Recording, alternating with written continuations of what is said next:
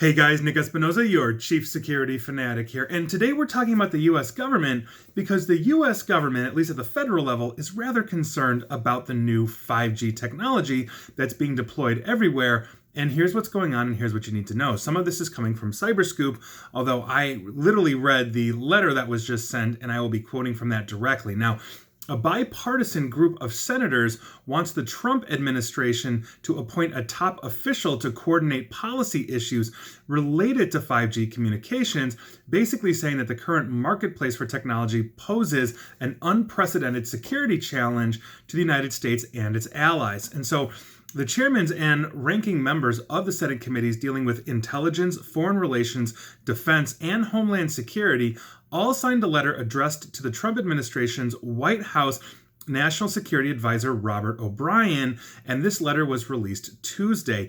And I quote this letter: "As you may be aware, the United States and its allies are facing an unprecedented security challenge with the current marketplace of 5G technologies. While the United States has led in the development and deployment of previous telecommunication evolutions, 5G represents the first evolutionary step for which an authoritarian nation leads the marketplace for telecommunications solutions. China's leadership, combined with the United States' increased reliance on high-speed, reliable telecommunication services to facilitate both commerce and defense, poses a strategic risk for the country." Now, the senators are advising O'Brien, this is the advisor, to basically coordinate 5G policy across federal agencies. They'd like to basically create a coordinator for this. And I quote the letter again. "While we appreciate the progress being made within and across departments and agencies, we are concerned that their respective approaches are not informed by a coherent national strategy. In our view, the current national level approach to 5G is comprised of a dispersed coalition of common concern rather than a coordinated interagency activity. Without a national strategy facilitated by a common understanding of the geopolitical and technical impact of 5G and future telecommunication advancements, we expect each agency will continue to operate within its own mandate, rather than identifying national authority and policy deficiencies that do not neatly fall into a single department or agency.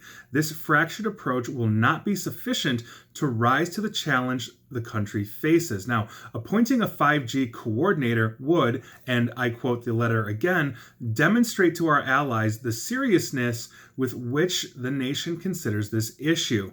And so, here's the thing. This is actually a very common concern among intelligence and security officials, not just for 5G, but for other things, like voting, for example, here in the United States. If you're as big and confederated as the US government, what ends up happening is exactly what they're writing. Each department has their own mandate, their own set of policies, procedures, and security strategies, and by virtue of that, if there is no coordination on something like, let's say, national infrastructure as it's run through, let's say, 5G technology, then gaps in the defense basically kick in. It's the same problem we have with compliance law as well.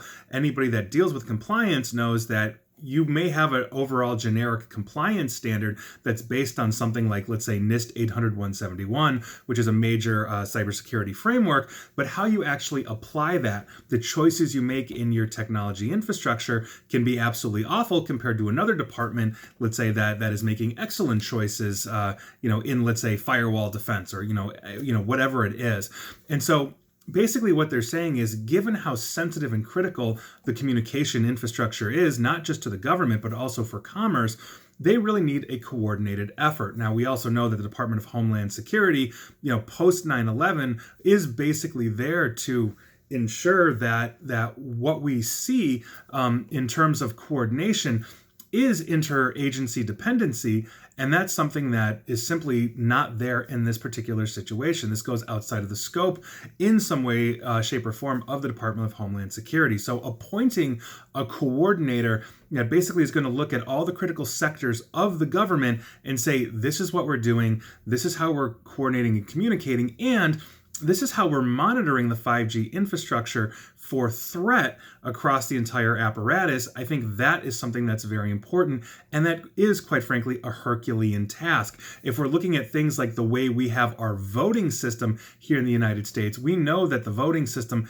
is rather confederated as well. So I might, somebody might punch a hanging chat or draw a line or, God forbid, touch a screen, to tabulate their vote.